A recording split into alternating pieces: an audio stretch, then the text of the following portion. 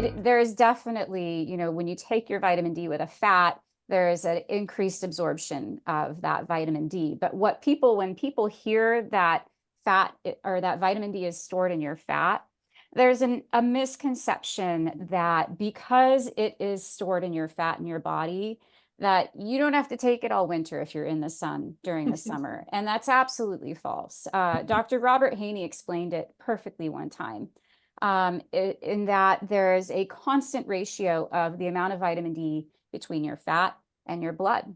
And so as your vitamin D levels go down in your blood, which is where you need the vitamin D, because that's how all of your cells in your body access it, it will pull out of the fat, but only as the blood levels continue to decline.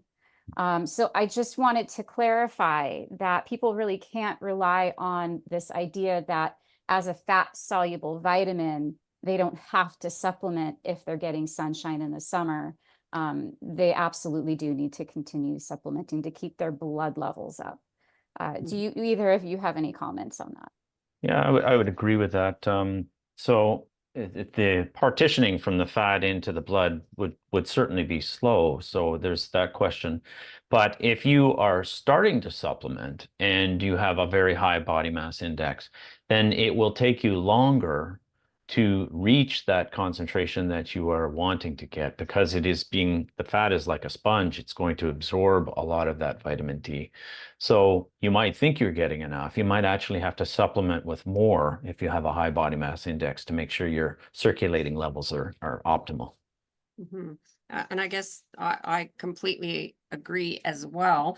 And the only thing I might mention is that there is a fairly large body of literature showing that obesity is actually more associated with vitamin D deficiency.